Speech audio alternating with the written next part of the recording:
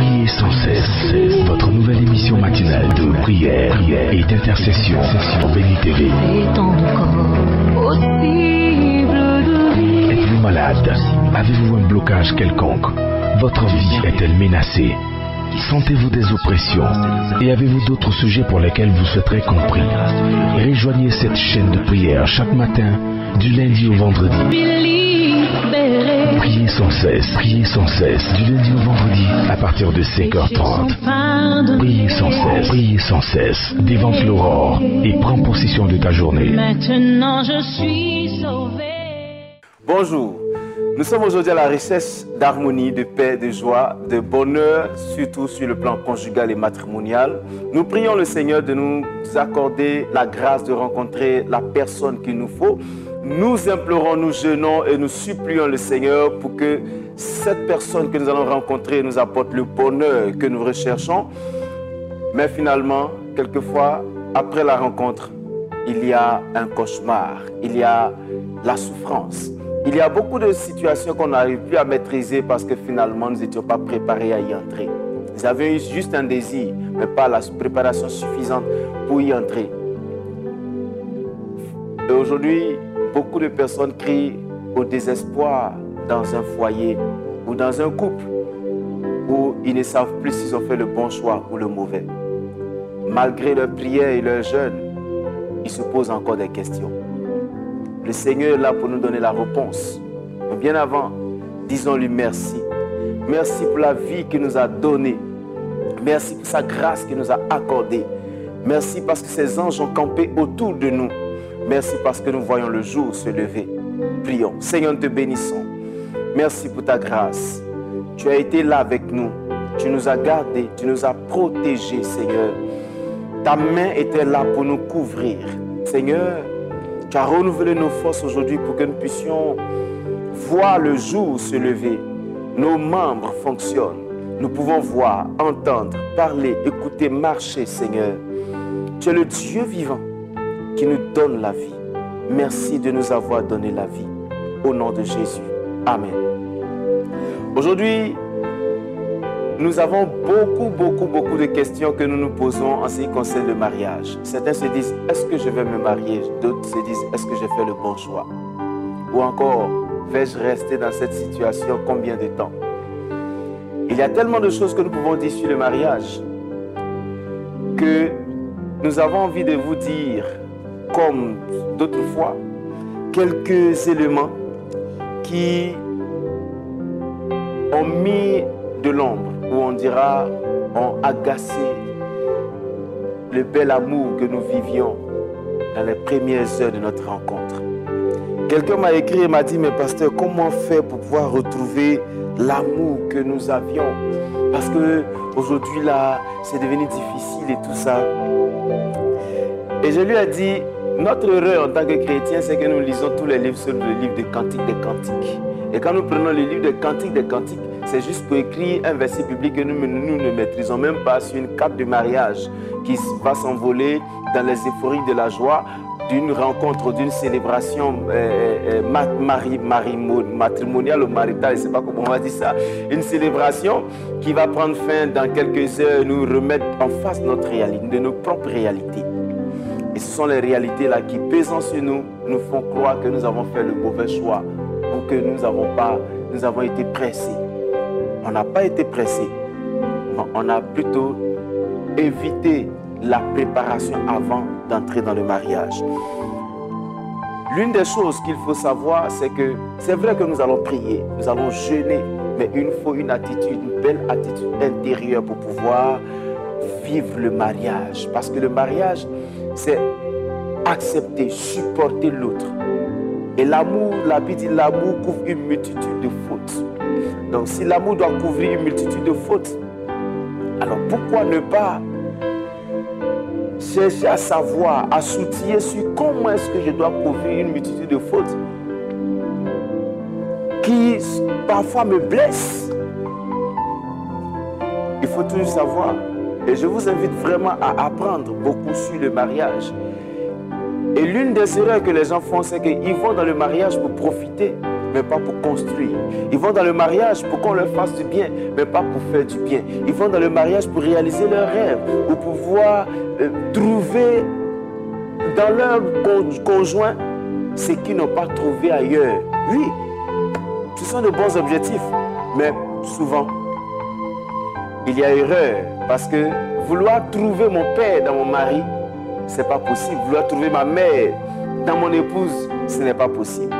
Mais je vous dis, l'une des choses qui jette, enfin qui prive, qui dépouille notre amour de sa saveur, ce sont les nombreux reproches. Vous savez, quand tu sais que tu as épousé une personne qui n'est pas parfaite, alors évite de faire des reproches. Parce que faire trop de reproches signifie que je voudrais que la personne soit comme je pense qu'elle devrait être. Pourtant, la Bible dit l'amour couvre une multitude de fautes, c'est-à-dire de défauts. Donc, il n'y a plus de saveur dans votre amour. Il n'y a plus de rapprochement parce que finalement, la personne en face de toi se sent rejetée par tes nombreux reproches et jugements. Tu n'as pas fait ça, tu ne peux pas faire ça, tu ne peux pas faire ça, tu ne peux pas faire ça. Il y a toujours des incapacités dans chaque personne. Alors il faut apprendre à valoriser. Il faut apprendre à dire de bonnes paroles. Quand on lit Cantique des Cantiques, le jeune homme dit: mon ami, je te compare à un cheval magnifique qui conduit le char du roi. Entre tes longues boucles d'oreilles, tes joues sont jolies, ton cou est beau au milieu des colliers. Voici des paroles valorisantes que nous devons dire. Je sais qu'il y a des choses qui peuvent choquer. Je suis marié, ça fait 13 ans maintenant, Dieu merci. Mais ce que j'ai remarqué, c'est que finalement, nous n'étions pas préparés à entrer dans le mariage. On fait beaucoup d'erreurs. Et les erreurs ont fait que, quelquefois, on a perdu la saveur qui existait parce qu'on était en train de suivre les reproches. Tu ne peux pas faire ça, tu ne peux pas faire ça, tu ne peux pas faire ça. Pourtant, la Bible nous conseille que l'amour supporte tout. L'amour couvre une multitude de fautes. Vous voulez retrouver la saveur dans votre couple? Alors, chers frères, évitez les erreurs, évitez les reproches et les jugements. Parce qu'il y aura toujours des erreurs, il y aura toujours des choses qui ne vont pas marcher. Mais efforcez-vous de voir le bon dans ce que vous croyez être mauvais. C'est une chose importante. Et aussi, évitez les paroles blessantes. Vous savez, souvent, quand les gens sont énervés, ils disent des paroles blessantes. Des paroles qui expriment par exemple le rejet, le regret. Non, je regrette d'être ceci. Je regrette d'avoir été cela. Je regrette. Et voyez-vous que quand tu exprimes que tu regrettes, ton conjoint, la personne en face se dit: ah, si cette personne a dit qu'elle regrette, c'est qu'elle regrette vraiment. Comment voulez-vous vous comporter en face de quelqu'un qui regrette d'être avec vous, qui regrette d'avoir fait ce mariage avec vous, juste à cause d'une situation, à cause d'une circonstance? On dira, c'est une chose qui a été nourrie depuis longtemps. Pourtant, peut-être que vous l'avez dit à cause d'une certaine douleur. Mais il faut savoir exprimer sa douleur dans un langage qui ne traduit pas la déception, qui ne traduit pas le regret. Parce que la personne en face va mal recevoir cette nouvelle du regret que vous avez d'être avec elle. Alors, l'autre chose à éviter, c'est que si vous voulez du changement, évitez de rester dans votre coin. Vous voulez que votre conjoint change. Vous voulez qu'il fasse, il vous câline. Mais si vous trouvez froid, allez-y vers lui, allez-y vers elle pour commencer à le câliner ou à la câliner pour voir si la personne vous rejette. Vous comprenez que il y a des gens qui disent: moi, tu ne t'approches pas de moi, tu ne t'approches pas de moi. Finalement, eux-mêmes, ils ne s'approchent pas. Donc, tu ne peux pas te dire, tu ne peux pas dire que l'autre ne s'approche pas quand toi aussi ne t'approches pas de la personne. Donc, approche-toi. Parce que c'est réciproque. Peut-être que la personne ne s'approche plus parce que tu lui as dit des paroles du genre: je regrette, du genre tu m'as utilisé, du genre je suis fatigué de toi, du genre ceci, cela. Et même quand les tensions ont été dissipées, que l'orage est passé, les paroles mauvaises trottinent encore dans l'esprit des gens et empêchent la personne de t'approcher. Et surtout, une fois j'étais quelque part, quand la personne disait: moi je me sens utilisé, quand il y a un problème, quand tu vois la personne s'approcher de moi pour régler, c'est qu'il a un besoin sexuel. Quand il y a des gens qui, en entendant ça, se disent: ah d'accord, donc quand il y aura un problème, quand je vais l'approcher pour lui dire ça, elle me dira, ou bien il me dira que c'est parce que j'ai un besoin sexuel que je suis venu vers elle. Donc on attend de voir. Donc on ne saura plus quel chemin ou quelle attitude avoir, même quand on a bien envie que le problème se règle. Alors rapprochez-vous mutuellement, parce que l'amour, ce n'est pas une question de donnez-moi, donnez-moi, donnez-moi, mais c'est un partage. Il faut que tu arrives à partager. Si ton mari vient, qu'il est assis dans le canapé, que tu t'es assis sur la chaise à manger, sur la chaise devant la table à manger, comment voulez-vous qu'il y ait la chaleur qui se partage? Comment voulez-vous qu'il y ait quelque chose qui se crée?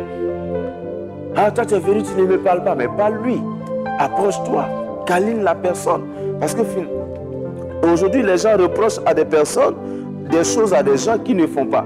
Regardez ce que Cantique des Cantiques dit. Cantique chapitre 2, verset 6. Il dit: sa main gauche soutient ma tête et son bras droit me serre contre lui. Ça, c'est le toucher physique. Sa main gauche soutient ma tête. Ça veut dire qu'elle s'est approchée de son ami. Et puis elle s'est peut-être couchée sur son épaule ou sur ses pieds. Et puis sa main gauche soutient ma tête. Son bras droit me serre. Essayez ça, vous allez voir. Au lieu de rester chacun sur ses gardes. Et puis on dit, on a trop prié, rien ne change. On a trop prié, rien ne change. Quand vous voulez que les choses changent, posez des actions en vue de changer la situation. Alors, je voulais juste répondre à cette question de cette personne qui m'a dit comment faire pour que notre foyer puisse reprendre vie, notre couple puisse reprendre vie. Il y a trop de choses que nous pouvons dire. Le temps que nous avons ici n'est pas suffisant. Je voulais juste vous dire, si nous sommes enfants de Dieu, il y a des moments où nous devons considérer notre valeur chrétienne, notre capacité à pardonner et aller au-delà des émotions pour pouvoir être plus réaliste et honnête envers nous-mêmes et envers les autres. On ne peut pas dire à quelqu'un de changer si nous-mêmes on n'a pas encore changé. Quand on demande à quelqu'un, de changer, c'est certainement parce que finalement on a envie que la personne soit comme ce qu'on veut. Mais il faut qu'on change d'abord. Et comprenez un peu les cris de cœur dans les reproches, dans les disputes quand vous avez. Non, tu ne fais pas ça, non, tu ne fais pas ça. Un jour, un monsieur disait à son épouse: tu m'as tellement montré que je ne suis pas important à tes côtés. Tu m'as tellement montré que je n'ai pas d'importance que quelquefois je ne sais plus que faire. Donc j'attends que tu me fasses savoir que je suis important. Parce que sa femme passait le temps dit: toi on ne peut pas compter sur toi. Toi on ne sait pas qu'est-ce que tu apportes. Malgré les efforts du monsieur, ce n'était jamais suffisant. Vous savez, quand quelqu'un fait des efforts, il faut qu'on reconnaisse l'effort. Et le juge ne peut pas encourager la personne au lieu de lui dire qu'elle est incapable de répondre à vos besoins. Et finalement, chacun restera en son coin sur ses gardes. Et on dira, l'amour n'a plus de saveur. Considérez votre pensée, votre chrétienté. Le Seigneur, si vous voulez garder le souvenir de nos péchés, personne ne pourrait subsister. Alors, mettez ça dans votre esprit. Vous m'écoutez ce matin, je ne sais pas à qui je parle, je voulais juste répondre à une préoccupation. Mais je veux te dire particulièrement, revisite toi-même ta propre vie. Tu veux que ton conjoint, tu veux que ta femme, ton époux change. Qu'est-ce que tu fais toi-même pour le changement? Qu'est-ce que tu fais? Tu es toujours sur tes gardes, toujours en train de calomnier, tu es en train de reprocher, en train de juger. Comment veux-tu qu'une personne que tu juges s'ouvre à toi? Qu'une personne que tu condamnes, que tu rejettes s'ouvre à toi? Une personne à qui tu as dit que tu regrettes, que tu as incriminé, que tu as méprisé, puisse avoir encore la force de t'approcher. Et aujourd'hui, tu continues encore dans tes accusations. Je prie que le Seigneur t'ouvre l'esprit et que t'ouvre le cœur, parce que ton cœur est dur, ton cœur s'est endurci. Je sais, quelqu'un dirait oui, il y a des personnes de mauvaise foi qui ne reconnaissent rien malgré tout ce que tu fais. Oui, c'est vrai. Il y a des personnes qui sont comme ça, mais toi, tu ne dois pas être comme ces personnes. Tu dois simplement vivre la vie de Dieu. Il y a des gens qui sont séparés juste par égoïsme, par égocentrisme. Juste parce que simplement, l'autre n'avait pas envie de faire le premier pas. Je prie que le Seigneur fasse grâce à ces couples qui sont au bord du divorce, qui sont en train de divorcer, Il y a des gens qui finalement ont reconnu leur tort, mais qui ont peur de revenir et de demander pardon. C'est pas orgueil. Je prie que le Seigneur te donne sa grâce. Ne laissons pas accès au diable. Le diable sait que le socle, le pilier, la fondation de la société, c'est la famille, c'est le couple. C'est d'un couple que découle une famille. Une famille, c'est la société. Et aujourd'hui, le diable veut nous briser. Il veut qu'on fasse des enfants avec tel. Et nous divise et crée des conflits. Mais le Seigneur n'a pas pensé le couple comme ceci. Il veut qu'il y ait une société stable, avec des couples épanouis. Je prie, Seigneur, que tu étendes ta main. Donne ta grâce à tes enfants ce matin. Seigneur, chacun d'eux souffre. Aujourd'hui, quand on entend parler l'homme dit qu'il souffre. On entend parler la femme crie à la misère. Mais chacun a sa part de responsabilité.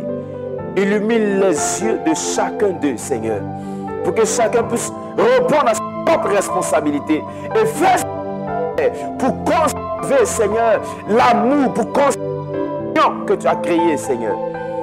Parce que tu as dit que personne ne sait pas ce que Dieu a uni. En réalité, ce ne sont pas des personnes extérieures qui séparent. La séparation vient de l'intérieur. Dans le couple, la séparation vient de là, avant que des personnes extérieures ne s'impliquent. Je prie, Seigneur, que tu étendes ta main. Sauve tes enfants. Accorde-leur ta grâce. Accorde-leur ta grâce, Seigneur. Ils ont rêvé être avec la personne. Ils ont chanté tes louanges le jour du mariage. Ils ont coulé des larmes parce que tu répondais à leurs prières. Et aujourd'hui, Seigneur, c'est encore toi qui es là pour les ramener à la raison. Pour leur dire que tu n'as pas fait le mauvais choix. Tu n'as pas fait le mauvais choix. Tu n'as pas choisi la mauvaise personne. Seulement, devant les situations, tu as pris les mauvaises décisions. Tu as pris la décision de rester campé sur ta proposition. Tu es là, tu ne veux pas bouger parce que tu veux que les choses se passent à ta façon. Seigneur, change nos cœurs. Conduis-nous, Père éternel. Conduis-nous, Seigneur. Je prie que tu étendes ta main et que le mensonge du diable quitte l'esprit des gens. Seigneur, que ce mensonge quitte l'esprit des gens. Le mensonge du diable selon lequel on ne doit pas demander pardon à une femme ou à un homme. Moi, je ne peux pas. Moi, je ne peux jamais demander pardon. Père, je prie que tu étendes ta main. Ils sont chrétiens. Ils vivent. Mais Père, ils ont du mal à comprendre, à marcher selon ta parole. Change leur cœur, Seigneur. Étends ta main. Regarde ce couple où les gens étaient infidèles. Seigneur, je prie que tu étendes ta main. Cette infidélité a jeté un froid. Je prie que tu étendes ta main. Sauve. Sauve. Délivre, Seigneur. Étends ta main, notre Dieu. Et bénis tes enfants, Seigneur. Ramène-les à la raison. Reconstruis ce couple, Père. Au nom puissant de Jésus. Seigneur, parce que quand un couple est détruit, les enfants, Seigneur, subissent les pressions et de mauvaises pressions. Et les enfants peuvent être conduits par le diable, par le mensonge du diable, dans la drogue, dans l'alcool, dans les dépravations, Seigneur. Sauve les couples, Père. Je t'en supplie, notre Dieu. Étends ta main et bénis tes enfants. Seigneur, s'il y avait des infidélités qui avaient causé des problèmes dans le couple, je prie que tu étendes ta main, que tu sauves les situations, que tu délivres tes enfants de ces problèmes, Seigneur. Étends ta main et manifeste-toi. J'ai à cœur de prier pour ce couple. Il y a un problème régulier dans votre couple. Et ce problème est dû à une manipulation ténébreuse. Il y a, je vois, ce conjoint qui, quand il était en famille, on l'a lavé avec des produits qui avaient des noms, qui avaient des orientations assez étranges. Et ça fait que tu es toujours visité par des esprits de la nuit. Et ces esprits font que, pour rien, tu as des problèmes avec la personne que tu aimes. Je prie que le pouvoir de ces choses quitte ta vie au nom de Jésus.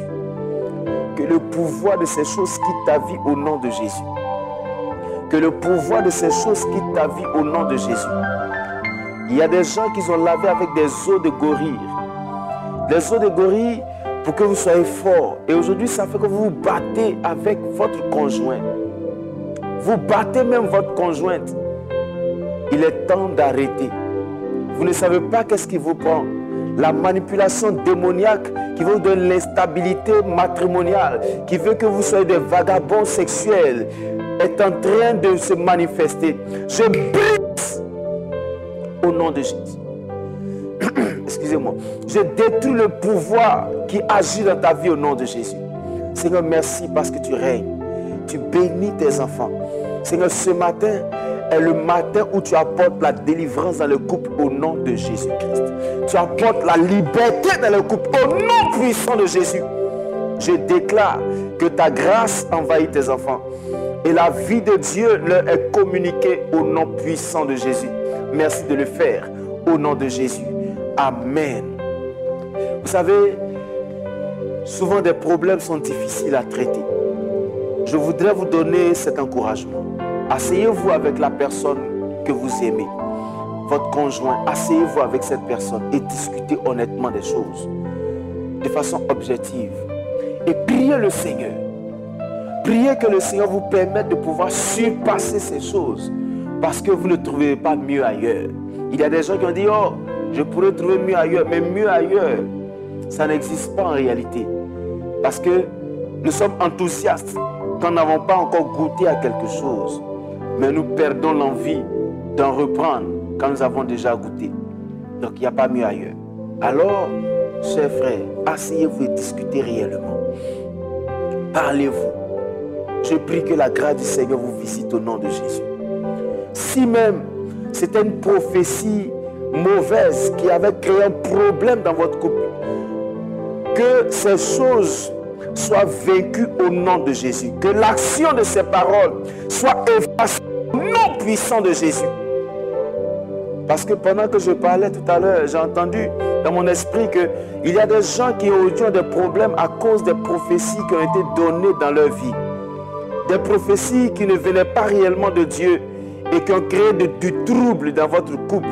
Je prie que la grâce du Seigneur vienne réparer toutes ces situations au nom de Jésus. Que la grâce vienne réparer toutes ces situations au nom puissant de Jésus. Je déclare que tout ce qui a été main du diable, qui a mis en action des choses qui ont déstabilisé votre paix, votre vie conjugale, votre vie émotionnelle, soit vaincu au nom puissant de Jésus. Merci parce que tu le fais au nom de Jésus. Amen. Nous prions, nous bénissons le Seigneur pour votre vie. J'ai envie juste de dire ceci qui me vient à l'esprit. Paul dit, ne vous privez pas les uns des autres. Ça veut dire, ne vous privez pas l'un et l'autre. Il y a des gens qui font du sexe un chantage dans le couple. Et finalement, vous privez l'autre de vous. Et tant que vous le privez de vous, quand il aura faim et que le diable va lui proposer quelque chose de nouveau, ne vous étonnez pas, ne dites pas, il est chrétien et puis il fait ça. Il est chrétien, c'est vrai, ça c'est sa vie spirituelle. Mais souvent, la chair, le sexe se manifeste. C'est pourquoi Paul dit, ne vous privez pas. Même quand vous devez le faire, c'est d'un commun accord pour vaquer à la prière et pour une courte durée.